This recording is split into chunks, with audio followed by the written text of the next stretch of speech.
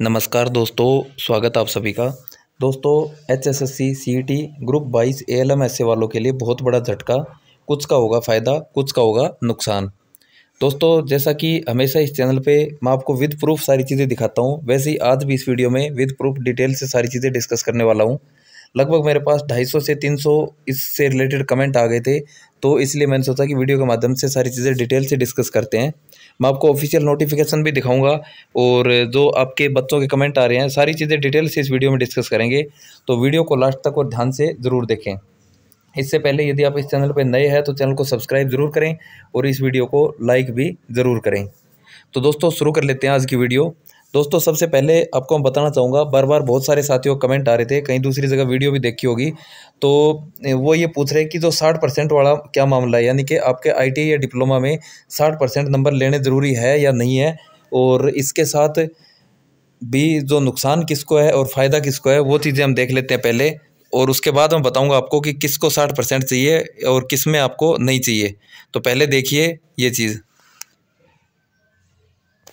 दोस्तों, मैंने आज इसमें एक पोल डाला था जिसमें क्या था, ग्रुप 22 में किस किस के आईटीआई डिप्लोमा में एससी के अलावा 60% से कम नंबर है। तो इसमें मैंने ये डाला था कि जो ये 60% वाला आपका क्राइटेरिया है, तो इसके बारे में आप कम्युनिटी टैब में जाके देख सकते हैं। इसमें लगभग 1200 के आसपास साथियों ने पोल किया है। तो इसमें देखो क्या है कि जिसके 60% से प्लस है तो वो है 49%, और 60% से कम है वो कितने हैं, 35% कैंडिडेट ऐसे हैं। और इसके अलावा एससी में 55 प्लस है, परंतु ऐसी कैटेगरी है तो वो 15 है। तो यानी कि टोटल 35%।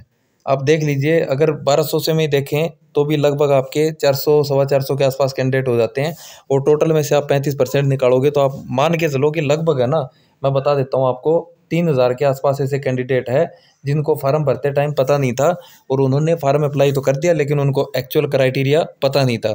ऑफिशियल नोटिस दिखाऊंगा मैं भी आपको, फिर आपको बिल्कुल कंफर्म हो जाएगा। और वो फार्म क्यों भर दिए होंगे उन्होंने, क्योंकि जिस टाइम फार्म भर रहे थे कुछ कैंडिडेट की गलती है, कुछ हमारे सिस्टम की भी गलती है। क्योंकि जैसे ही आपने क्वालिफिकेशन डाली, आपके सामने पोस्ट आ जाती है, और पोस्ट आ जाएगी तो आप क्या करोगे, जैसे ऑटोमेटिक जो पोस्ट आ रही थी शायद ही किसी ने हटाई होगी, बाकी सब ने ऑटोमेटिक क्लिक कर दी थी। जैसे एमपीएसडब्ल्यू फीमेल वाली मेल ने भर रखी थी, तो ऐसे कैफे वैफे से फार्म भरवा रहे थे, तो उन्होंने आपके दफा सब फार्म भर दिए, और उसके बाद जैसे जून जुलाई में मैसेज आ गए तो बच्चों ने तैयारी शुरू कर दी कि हमारा तो इसमें रोल नंबर आ रहा है। तो सबसे बड़ी दिक्कत वाली साथियों के साथ क्या दिक्कत आ रही है, देखिए, बहुत सारे साथियों के कमेंट आ रहे हैं कि जी मेरे तो 68 क्वेश्चन सही हो रहे हैं, किसी के 65 क्वेश्चन सही हो रहे हैं, यानी कि 55 से 60 यानी कि अच्छा स्कोर करके बैठे हैं। लेकिन उनके साथ दिक्कत क्या है, नंबर है वो 60% से कम है। और अगर आपके 60% से कम नंबर है तो आपका एससी कैटेगरी का बता देता हूँ आपको, एससी कैटेगरी का 55%, और अदर जितनी भी है, चाहे बीसी जनरल है, ईडब्ल्यूएस जो भी है, उनके 60 से कम है तो आपका डॉक्यूमेंट वेरिफिकेशन में जो है आपको बाहर कर दिया जाएगा, और फाइनल लिस्ट में नाम आने के कोई चांस नहीं है। क्योंकि एचएससीसी ने नोटिफिकेशन दे रखा था, और वो नोटिफिकेशन भी आपको दिखा देता हूँ मैं। देखो, आप यहाँ पे पढ़ सकते हो, एक एक चीज़ बिल्कुल डिटेल से दे रखी है। देखो, matric with 2 year ITI course, ये सारी चीज़ें दे रखी है। इसके अलावा अगर लास्ट में देखोगे तो उसके बाद देखो क्या है, minimum 60% marks in respect of general and other category candidate, and 55% marks of SC category. यहाँ पे इन दोनों चीज़ों को ध्यान से यहाँ खोल के पढ़ सकते हो। 60% है जनरल और अदर कैटेगरी, सब जनरल और अदर जितनी भी हवे, और एससी कैटेगरी के लिए बोल रखा है 55%। इसी तरीके से ये देखो, 185 नंबर एलएम की थी, 186 एससी की पोस्ट, तो इसमें भी ऐसा ही है, 60% जनरल की और 55% एससी की। और इसी तरीके से आपकी देखोगे, ये ऊपर DHBVN था, नीचे जो है UHBVN है, तो उसमें भी एलएम एसए की यही चीज़ें हैं। अब कुछ साथी ये कहेंगे, मैं बता देता हूँ सारी चीज़ें, ऐसी बात नहीं है। अब कुछ है, जैसे आपकी क्या है 197 नंबर कैटेगरी है, यहाँ पे देखिए, यहाँ पे कुछ भी आपका क्राइटेरिया नहीं देखा कि कितने % नंबर होने चाहिए। तो 197 नंबर में आप पोस्ट देखो कितनी है, सिर्फ 140 पोस्ट है। इसी तरीके से एक आधी कैटेगरी और है जिनके 2-2 4-4 है पोस्ट, जैसे आपकी एक और थी कैटेगरी, नंबर कौन सी थी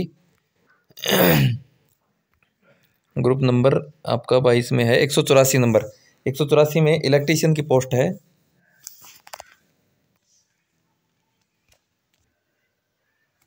सॉरी 184 में देखो इलेक्ट्रीशियन की सिर्फ एक पोस्ट है।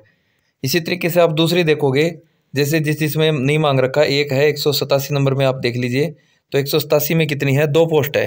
तो टोटल आपकी वही है 150 के आसपास पोस्ट है, जिसमें आपका जो है 60% वाला क्राइटेरिया नहीं दे रखा है।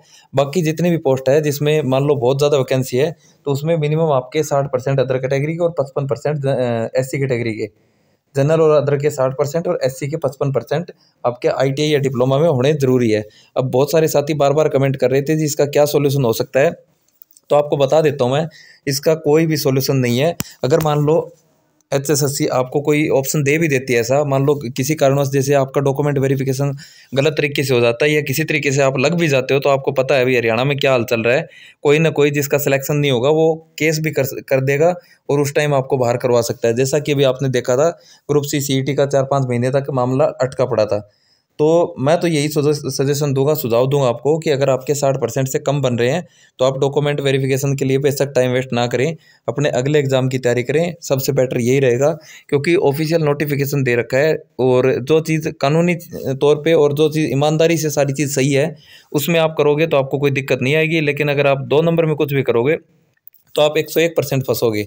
और ये सिंपल सी बात है, सबको पता है कि इतने कैंडिडेट बाहर होने वाले हैं, और अगर वो ज़बरदस्ती जाके डॉक्यूमेंट वेरिफिकेशन करवाएंगे और मान लो HSC ने किसी कारणवश उनको कर भी दिया पास, तो इस पर केस हो जाएगा और भर्ती है वो खामखा लटक जाएगी और लास्ट में होगा क्या, आपको बाहर ही किया जाएगा। तो जिस भी साथी के कम बन रहे हैं, आपको थोड़ा बहुत डाउट है तो आप HSC में जाके कन्फर्म कर सकते हैं, बाकी नहीं। फाइनली यही है कि आप जो है नेक्स्ट एग्जाम की प्रिपरेशन करें, और कहीं ना कहीं ऐसा भी वैकेंसी निकली होगी जहाँ पे ये क्राइटेरिया नहीं मांग रखा होगा, तो आपका वहाँ सिलेक्शन हो जाएगा। तो आपकी जो भी राय है आप कमेंट करके